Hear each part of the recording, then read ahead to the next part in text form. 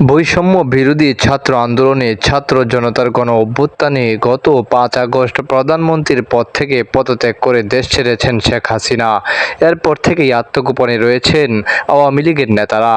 শেখ হাসিনা দেশ ত্যাগের পর প্রথম কয়েকদিন ভিডিও বার্তা দেন তার পুত্র সজীব ওয়াজেদ জয়। পরে অবশ্য তিনিও নীরব হয়ে যান। এদিকে বেশ কিছুদিন সক্রিয় থাকার পর আবারও সক্রিয় হয়েছে আওয়ামী লীগের অফিসিয়াল ফেসবুক পেজটি।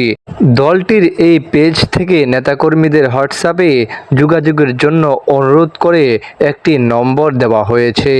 মঙ্গলবার ২৭ আগস্ট সন্ধ্যায় দেওয়া ওই পোস্টে বলা হয়, আপডেট বাংলাদেশ আওয়ামী লীগের অফিসিয়াল হোয়াটসঅ্যাপ এই নম্বরে দলীয় সব খবর এবং তথ্য পাঠাতে অনুরোধ করছি। তথ্য বলছে নম্বরটি মার্কিন যুক্তরাষ্ট্রের, তবে এই হোয়াটসঅ্যাপ নম্বরটির আগের নম্বর ছিল বাংলাদেশি। নম্বর দুটিতে কল দিয়ে কোনো সাড়া মেলেনি।